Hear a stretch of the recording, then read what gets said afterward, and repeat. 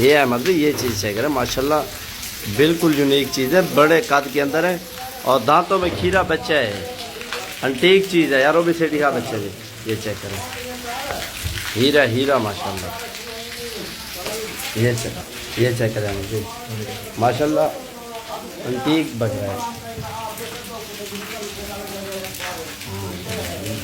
वो भी से दिखाया, ये चेक करें माशाल्लाह। ये टोर जा सीधा बदले टोरी जो हम भी ये चेक करें, पीछे चेक करें माशाल्लाह, बब्बर शेर बने, ऊपर जान दिख रही होगी, इतनी मुलायम जिल्द का बच्चा है, खीरा बच्चा है अभी। वो भी से दिखाया बच्चे,